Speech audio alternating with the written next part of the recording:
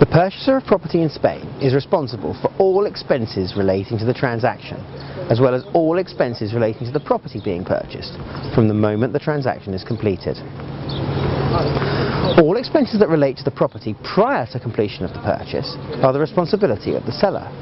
That said, there's often negotiation as to whether the purchaser or the seller will be responsible for part or all of those expenses. For instance, there's a property tax to pay annually, similar to council tax. It's referred to as IBI. That tax liability is generated on the 1st of January each year, although the order for payment may not be issued by the town hall until July or August.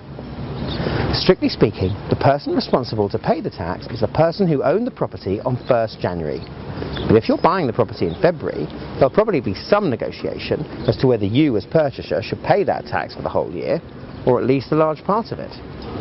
Typically, the property tax ranges from as low as €50 per year to a few €1,000, depending upon the value of the property.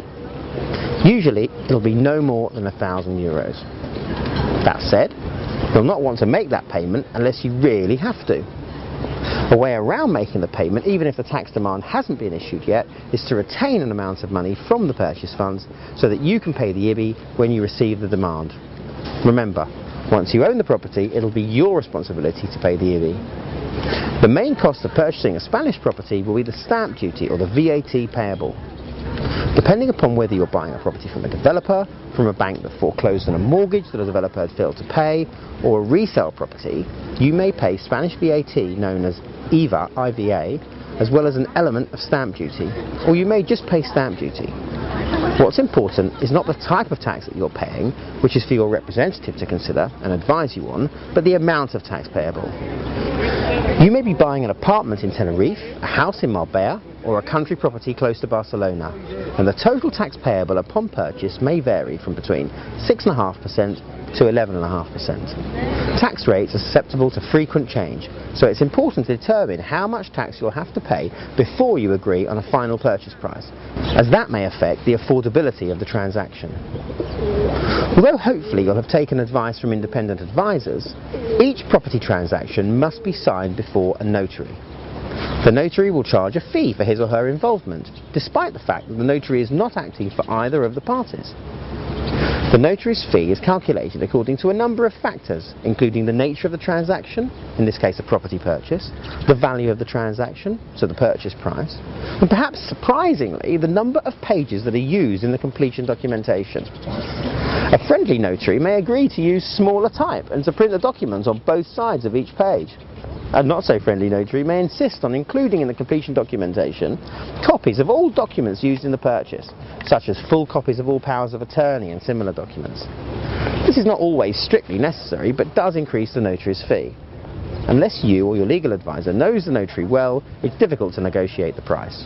What you can do is ask your legal advisor to use a notary that he or she knows well, which hopefully will help to keep the price down. The notary's fee is likely to be anywhere from €400 to €800 for the purchase of a house or an apartment. The default position is that the purchaser pays the notary's fee, although that's open to negotiation in some circumstances. Once the notary has been paid and tax has been paid in relation to the purchase, you'll need to register the purchase. In Spain, there's not one land registry, as in other countries such as in England and Wales or in Scotland. There are a great number of property registries, each one dealing with property located in a different part of Spain. For example, in the city of Madrid alone, there are 44 property registries, because there are a lot of properties, as one would imagine, in a large city. In Marbella, there are 7 registries, because although Marbella is not a very big place, a great deal of houses and apartments have been built there since the 1970s. In a small town, there may be only 1 property registry. Each property registry is owned and run by a registrar, although each registrar has a public function. The fees that you'll pay tend to be approximately 2/3 of the amount that you'll have paid to the notary, but that is only a guide. Again, the property registry fee is calculated based on factors such as the type of transaction, the value of the property, and the number of pages in the documentation. Depending on from whom you've purchased the property and whether or not it's a resale property, part of the tax that you pay will be VAT, known in Spain as IVA. That'll be paid directly to the seller. Any other tax to be paid upon purchase will be paid to the tax agency corresponding to the autonomous region in which the property is situated. So for a property located in Marbella, you'll pay tax to the Junta de Andalucía, and for a property located in Barcelona, you'll pay tax to the Generalitat de Catalunya. Usually the last tax to be paid in relation to a property transaction is the municipal tax, which is calculated according to the notional increase in value of the land on which the property is built, even if it's an apartment. I say the notional increase in value because the tax is charged even when there's been a drop in value of the land since the last time the property was transferred. The municipal tax is payable by the seller, but if the seller is a non-resident and is nowhere to be found, then the liability for that tax will attach to the property itself. Hence you, the purchaser, will remain liable for it. Take care not to be lumbered with the municipal tax by insisting that the seller obtain a certificate from the town hall in the area in which the property is located, stating exactly how much will be payable.